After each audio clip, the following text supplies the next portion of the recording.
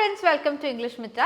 So ഇന്നത്തെ വീഡിയോയിൽ നമ്മൾ പഠിക്കാൻ പോകുന്നത് 10 പുതിയ വേർഡ്സ് ആണ്. ഓക്കേ, സോ ആദ്യത്തെ വേർഡ് നമുക്ക് നോക്കാം. The first word is chalk.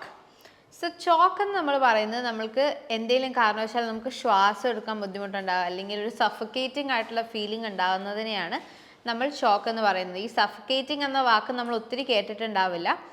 So നമ്മൾക്കിപ്പം ഫോർ എക്സാമ്പിൾ നമ്മൾ എന്തെങ്കിലും ഭക്ഷണം കഴിക്കുന്ന സമയത്ത് നമുക്ക് പെട്ടെന്ന് ഇങ്ങനെ കുടുങ്ങിയിട്ട് നമുക്ക് ശ്വാസം എടുക്കാൻ പറ്റില്ല അല്ലേ? ആ കേസിൽ നമ്മൾ ചോക്ക് എന്നുള്ള വേർഡാണ് യൂസ് ചെയ്യുന്നത്. For example water entered her lungs and she was choking.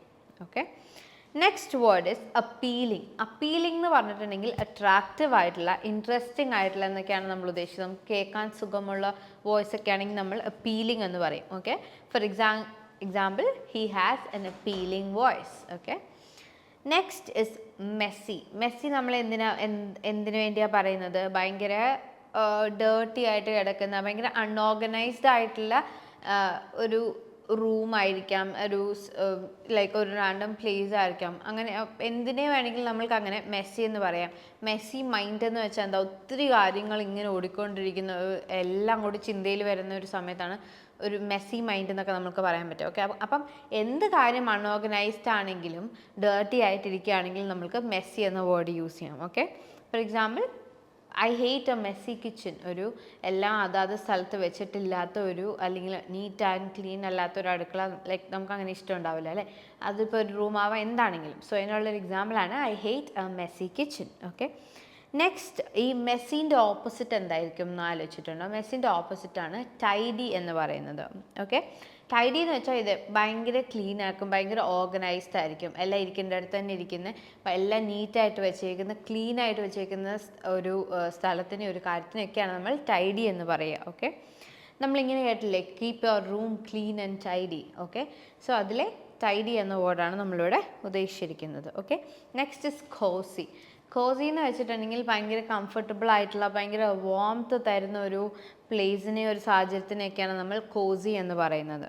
Okay, for example this blanket will make you feel cosy എന്ന് വെച്ചിട്ടുണ്ടെങ്കിൽ ഈ ബ്ലാങ്കറ്റ് ഇട്ടാൽ നല്ല കംഫർട്ടബിൾ ആയിരിക്കും, നല്ല ചൂട് കിട്ടുമെന്നൊക്കെയുള്ളൊരു അർത്ഥത്തിലാണ് നമ്മൾ കോസി എന്ന വേർഡ് യൂസ് ചെയ്യുന്നത്. അതിൻ്റെ ഓപ്പോസിറ്റ് ആയിട്ടുള്ളൊരു വേർഡാണ് ഡ്രോട്ടി എന്ന് പറയുന്നത്. Okay, draughty would mean cold and uncomfortable ആയിട്ടുള്ള, ഭയങ്കര തണുപ്പ് ഉണ്ടാക്കുന്ന ഒരു സിറ്റുവേഷനെയാണ് നമ്മൾ ഡ്രോട്ടി എന്ന് പറയുന്നത്. For example it's terribly draughty as the windows are open. Okay, next is cramped. Cramped എന്ന് വെച്ചാൽ ഇടുങ്ങിയ എന്നൊരു അർത്ഥമാണുള്ളത്. ക്രാംപ്ഡ് റൂം എന്നൊക്കെ വെച്ചാൽ ഇടുങ്ങിയ മുറി എന്നൊക്കെയുള്ള അർത്ഥമാണ് നമുക്ക് വരുന്നത്.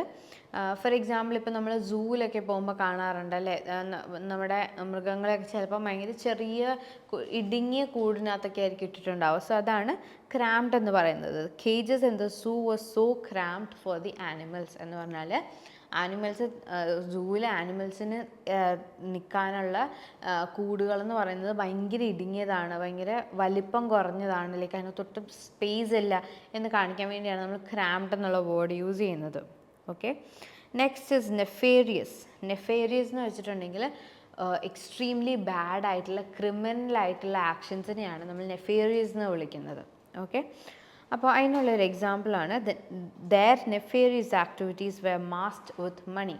ഓക്കെ, പൈസ ഉപയോഗിച്ച് അവരവരുടെ ക്രിമിനൽ ആയിട്ടുള്ള, എക്സ്ട്രീംലി ബാഡ് ആയിട്ടുള്ള ആക്ടിവിറ്റീസിനെല്ലാം മറച്ചു എന്ന് നമുക്ക് പറയാം.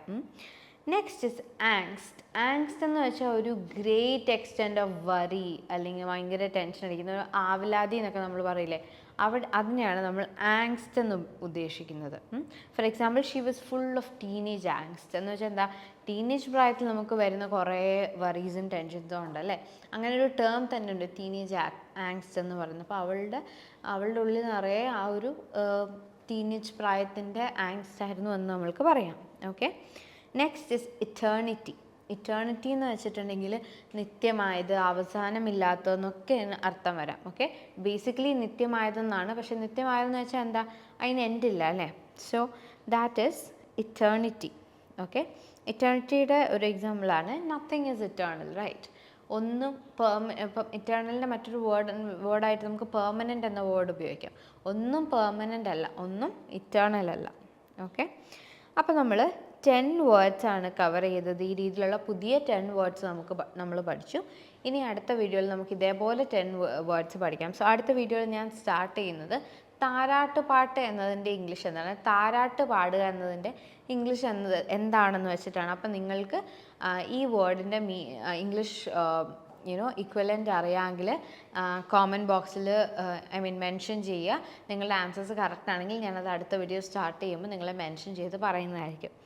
So thank you so much for watching this video. ഈ വീഡിയോ നിങ്ങൾക്ക് ഹെൽപ്ഫുൾ ആയെങ്കിൽ definitely do subscribe to this channel and also share it to your friends. ആർക്കെങ്കിലും ഇത് ഹെൽപ്ഫുൾ ആണെന്ന് തോന്നുന്നവർക്ക് നിങ്ങൾ ഫാമിലി മെമ്പേഴ്സ് ആയിക്കോട്ടെ, ഫ്രണ്ട്സ് ആയിക്കോട്ടെ, നിങ്ങൾ അവർക്ക് ഷെയർ ചെയ്യുക. അതേപോലെ നിങ്ങൾ ഇംഗ്ലീഷ് പഠിക്കാൻ സീരിയസ് ആയിട്ട് വിചാരിക്കുന്നുള്ളത് കൊണ്ടാണ് നിങ്ങൾ ഈ വീഡിയോ കാണുന്നതെങ്കിൽ നമ്മൾ ഇംഗ്ലീഷ് കോഴ്സസ് പ്രൊവൈഡ് ചെയ്യുന്നുണ്ട്.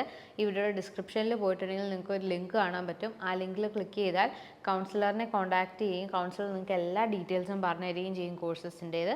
എന്നിട്ട് നിങ്ങൾക്ക് പറ്റുന്നൊരു കോഴ്സാണെന്ന് തോന്നുകയാണെങ്കിൽ definitely join our family. That's all for today's video. Until we see again next time, this is Abraham signing off from English Mithra. Thank you. English Mithra WhatsApp വഴി നൈസായി ഇംഗ്ലീഷ് പഠിക്കാം. ഇഷ്ടമുള്ള സമയത്ത് ഏതു പ്രായത്തിലും കട്ട സപ്പോർട്ടുമായി പേഴ്സണൽ ട്രെയിനർ, 1-to-1 ട്രെയിനിങ്. തിരഞ്ഞെടുക്കാൻ ബേസിക്, ഇന്റർമീഡിയറ്റ്, അഡ്വാൻസ്ഡ് എന്നീ ഓപ്ഷനുകൾ. നിങ്ങൾക്കും പഠിക്കേണ്ടേ? ഉടൻ കോൺടാക്ട് ചെയ്തോളൂ ഇംഗ്ലീഷ് മിത്ര.